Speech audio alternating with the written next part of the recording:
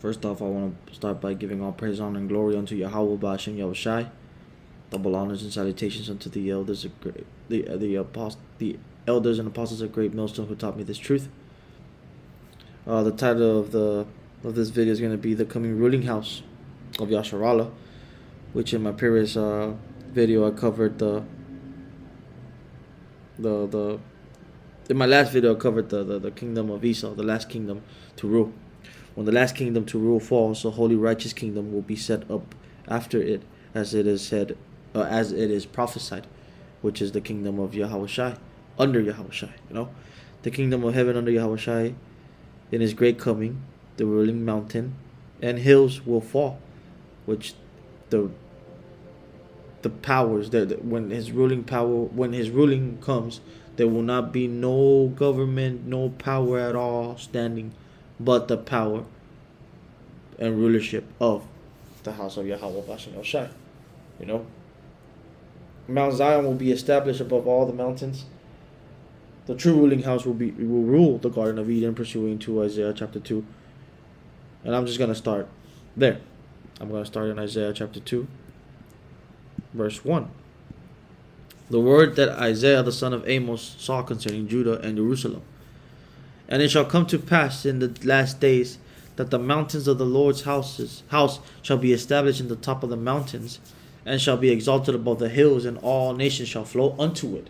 Now this mountain is talking about Mount Zion, which represents the house of Israel, which is further going to explain. It says that it's going to be established on top of the mountains and shall be exalted above the hills. That the mountains and the hills represents the governing rulerships in earth.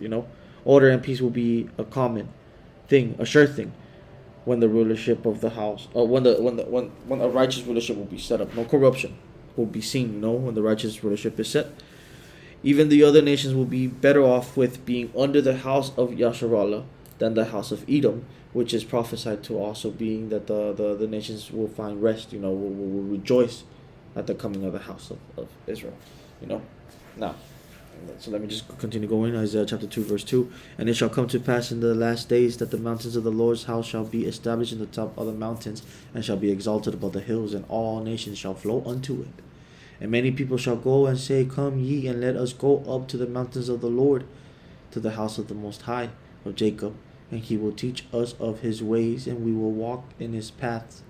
For out of Zion shall go forth the law and the word of the Lord from Jerusalem. And to this day we see how the nations really do want to learn of the Most High, but they are not meant to be as close as the house of Israel is to the Most High. But in the end, when the house of but at the end, when the righteous rulership will be set up, even the other nations will seek to go to the house of Jerusalem to seek the Lord, to learn of his ways. Just as we see in today's, who the other nations, who do they go as reference to everything but to Edom, the so-called white man.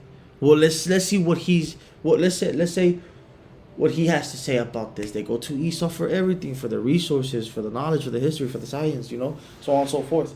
Just as we see that in this current kingdom, we will see it in the kingdom of Yahweh Ba'ashem Yahushai. So now let's still continue going. The nations will come to Jerusalem, as I said. They will be truly illuminated. They will learn his ways. They will not be falsely illuminated by the wonders of Esau. These people will truly they will truly know wisdom. Let me put it this way. Isaiah chapter 2 verse 4. And he shall judge among the nations, and shall rebuke many people, and they shall beat their swords into plowshares, and their spears into pruning hooks. Nations shall not lift up swords against nations, neither shall they learn war anymore.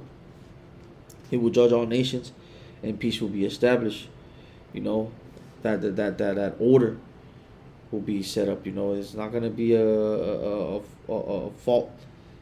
faulty rulership, as we see a man's rulership be, that has flaws. No, it's going to be 100% the perfect system that will benefit everybody, because it is a righteous, system. It's a true ruling power and control with no flaws. It will have no end. For the precept says that this is an everlasting that's gonna come to judge the nations, and the nations will be on under subjection with the authority of Yahweh Bashan Yahushai. Now, let me move on. And let me just read Isaiah chapter 9. But I'm going to jump at verse 6 or 7. This is Isaiah chapter 9 verse 6. For unto us a child is born, unto us a son is given, and the government shall be upon his shoulder, and his name shall be called Wonderful Counselor, the Mighty Power, the Everlasting Father, the Prince of Peace, which is Yahushai. Of the increase of his government and peace there shall be no end. And peace there shall be no end upon the throne of David and upon his kingdom, to order it and to establish it with judgment and with justice from henceforth, even forever. The seal of the Lord of hosts would perform this. So now, a child was promised, Yahushai, the one that will save the house of Yasharallah. We have to understand something, that the second coming of Yahushai, the second coming of our Lord will be a day that all nations on the earth will never forget, as they never forgot what Yahweh did for his people when they were being oppressed under the hands of Pharaoh in Egypt. As the Lord delivered his people out of Egypt, it is still spoken to this day. And USA, or America Babylon the Great, represents spiritual Egypt, because Egypt means bondage, and the people of the Most High are under bondage by Esau Edom. They're cursed due to their sin. Because of sin, the enemy rule over us. The enemy has a yoke over our people, and we are slave not only to men, but slaves to these flesh, the sinful, the sin.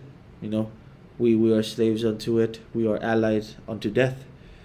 The coming of the promised Son to come unto us, the second time of his coming, he will save his people.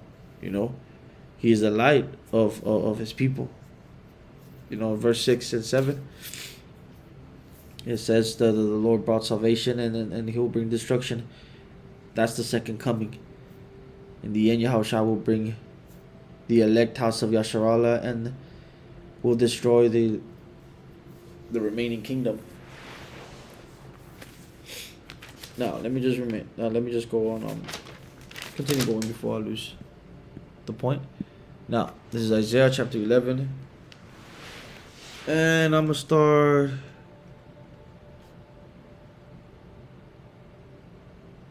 At 11. And it shall come to pass in that day that the Lord shall set his hand again the second time to recover the remnant of his people, which shall be left from Assyria and from Egypt and from Pathros, and from Cush and from Elam and from Shinar and from Hamath and from the islands of the sea. There it goes right there to prove my point, that the Lord shall set his hand again the second time to recover the remnant of his people. Now the first time he did it for his people, the second time he still will do it for his people, not for any other nation, because his people are the ones that were promised of his coming to be delivered from the troubles that they find themselves to this day. Now, his people are scattered in the four winds of the earth. In the same verse, it names the surrounding places, not because these places that were named were chosen, or its people, but because his chosen people were scattered among the nations that surrounds Yasharallah, or Israel. In verse 12, Isaiah chapter 11 verse 12, and he shall set up an ensign for the nations, and shall assemble the outcast of Israel. Which are the outcast of Israel? Is that diaspora, the dispersed, the ones that were scattered, and their childrens grew into the customs of the heathens, and they only know the customs, therefore they are Gentiles, Hellenistic Israelites. Now let me just continue. Let me reread Isaiah so that I won't lose my point. This is Isaiah chapter 11 verse 12. And he shall set up an ensign for the nations, and shall assemble the outcast of Israel, and gather together the dispersed of Judah from the four corners of the earth. He will scatter the people of Judah, which represents the southern kingdom. he will gather the dispersed of Judah. In verse 13, the envy also of Ephraim shall depart, and the adversaries of Judah shall be cut off. Ephraim shall not envy Judah, and Judah shall not vex Ephraim. In verse 13, it mentions Ephraim jealousies will end, and no longer will the northern kingdom will be divided or fight against the southern kingdom. They will be united, pursuing to Ezekiel chapter 37, the valley of the dry bones. Now let's go to Isaiah chapter 11, verse 14.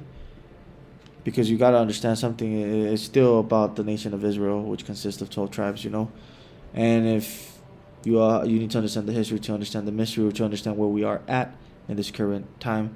The house of Israel was together under Solomon, but after Solomon they split into two. And since then we've been scattered and cursed due to not obeying the Most High. And the house of Israel has been divided ever since then. But when the coming of the Most High comes, that pursuing to the prophecy said in Ezekiel chapter 37, which we saw the fulfillment of it in the great awakening of the house of Israel, when we put the southern kingdom and the northern kingdom into one stick, and in thy hand join house with house. That is the symbolism of the rising of the house that fell because of its own sins. Now let me just reread Isaiah chapter 11 verse 14. Let me read Isaiah chapter 11 verse 14. But they shall fly upon the shoulders of the Philistines towards the west. They shall spoil them of the east together. They shall lay their hand upon Edom and Moab, and the children of Ammon shall obey them. It says right here, a future prophecy, that they will conquer the surrounding enemies and put him into subjection, as in the tabernacle of David. When King David was in rulership, he also subjected his enemies and made his enemies as his footstool. So would the house of, not the house, but the kingdom that will be ruling is the righteous kingdom, and he will have his subjects. Let me read verse 15. And the Lord shall utterly destroy the tongue of the Egyptian sea, and with his mighty wind shall he shake his hand over the river, and shall smite it in 7 streams, and make men go over dry shod. Verse 16, and there shall be a highway for the remnant of his people, which shall be left from Assyria, like as it was to Israel in the day that he came up out of the land of Egypt. Now, this is divine intervention. Again, the Most High always intervene for the house of Israel. The house of Israel is nothing without its power. And here in verse 15, the Lord shall utterly destroy the tongue of Egyptian sea. With the mighty hand shall he shake his hand over the river, and shall smite it in 7 streams. You know how powerful that is for a power such as Yahweh? Or let's say you have the power for your people to pass. You could make a big river into small streams for them to pass easily. That's divine intervention from the from the powers of heavens, And there shall be verse 16, and there shall be a highway for the remnant of his people, which shall be left from Assyria, like as it was in Israel in the day that he came out of the land of Egypt. Now, his people were captives in Egypt, and here it mentions Assyria, that he shall make a highway for the remnant of his people, shall be left from Assyria.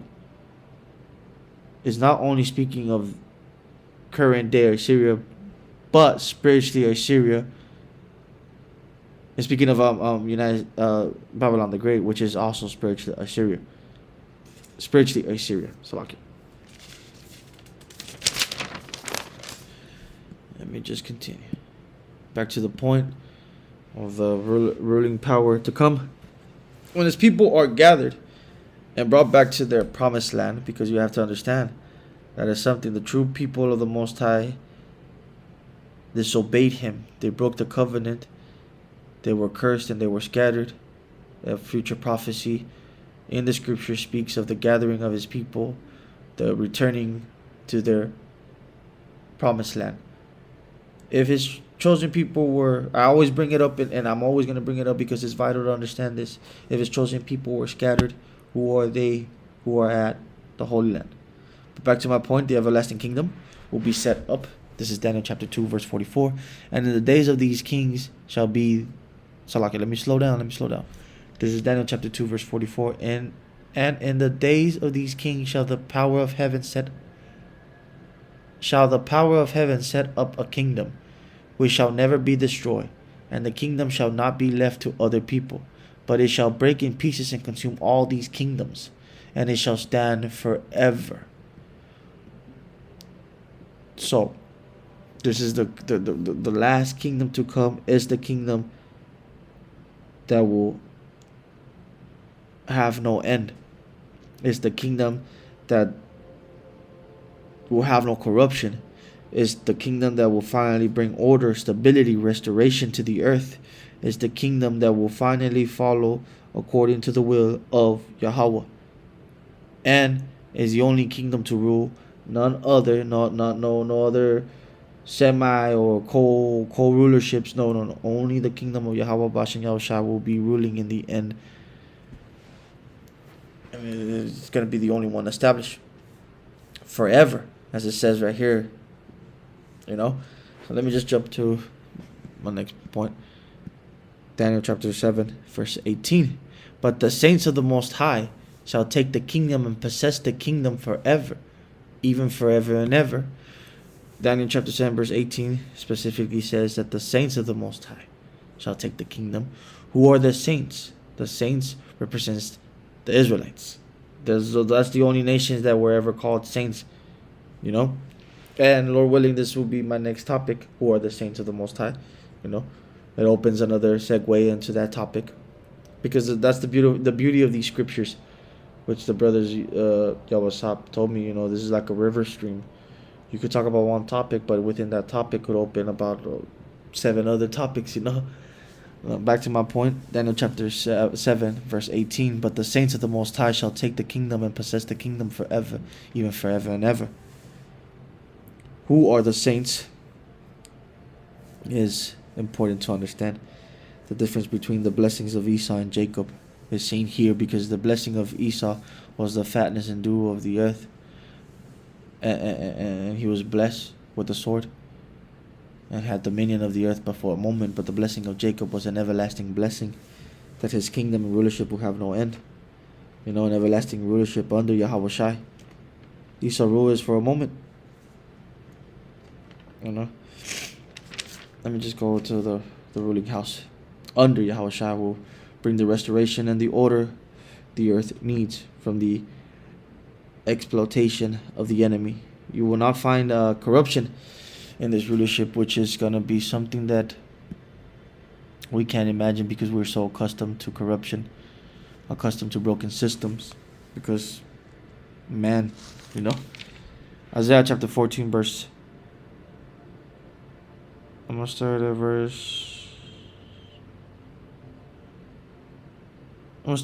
Isaiah chapter 14 verse. Hold on, give me 1 second.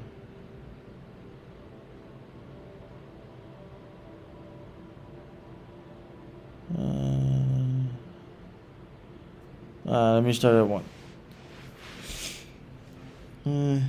Hold on. You know what? I was going to start at verse 1, but that's for my other video. Which, let me just read it. This is Isaiah chapter 14, verse 2. Why it's going to be for the other video.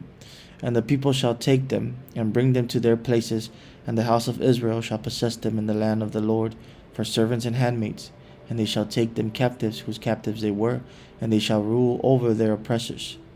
And it shall come to pass in that day that the Lord shall give thee rest from thy sorrows and from thy fear and from thy hard bondage wherein thou wast made to serve. So the people of the Most High were captives, and they will be delivered in the second coming of him. Therefore this means that the people of the Most High are not free, but will be free in the second coming.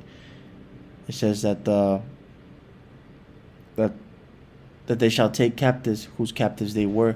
And people should not be confused nor surprised with captivity still being seen in the future.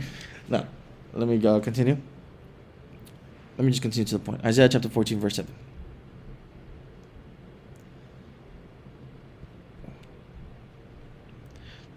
This is Isaiah chapter 14, verse 7. The whole earth is at rest and is quiet. They break forth into singing. Yea, the fir trees rejoice at thee, and the cedars of Lebanon, saying, Since thou art laid down, no feller is come up against us. The wicked nature that we see from our enemies, they exploit the earth, drain it from its resources. They pollute the earth with its factories. Either they pollute the air or the water. You know, they cut down trees for their data centers. You know that's when this man's rulership falls, the earth is gonna rest because the enemy is not gonna stand to exploit it. You know. Even the when the ruling house is in authority, the other nations will rejoice. And this is the precept to back up my point, which I've been stating during the whole video. This is Proverbs chapter 29, verse 2. When the righteous are in authority, the people rejoice, but when the wicked beareth rule, the people mourneth. Further proving the point that it's going to be a beautiful thing that's to come. A breath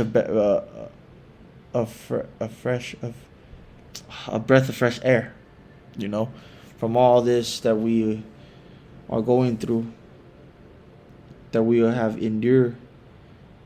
Its end will come by the fall of the current rulership and the coming of a righteous rulership.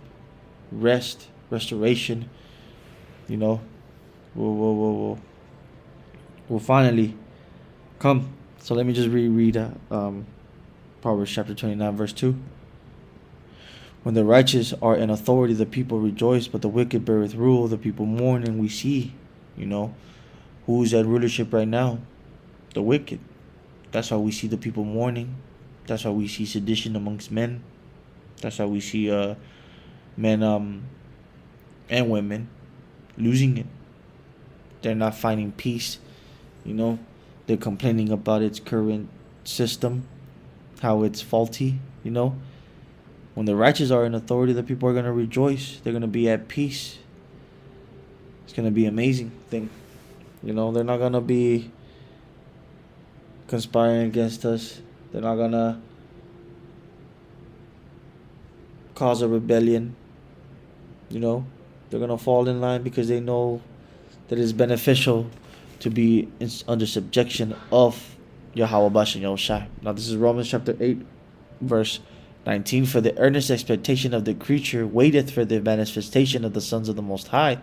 For the creature was made subject to vanity, not willingly, but by reason of him who hath subjected the same in hope. Because the creature itself also shall be delivered from the bondage of corruption into the glorious liberty of the children of the Most High. Because since the children of the Most High were captives, the whole earth has been polluted ever since because of who is in rulership, because of how they governed it. And this place it's gonna be under new management. I've heard an elder from Dallas say that, you know, the new management is gonna overtake this current one. Salakia is what's the main point here. That's what we're witnessing. Salakia for going back and forward. But Khan, that is the main topic of this video. Adawan Ratazah. Y'all are edified. Shalom on to the next.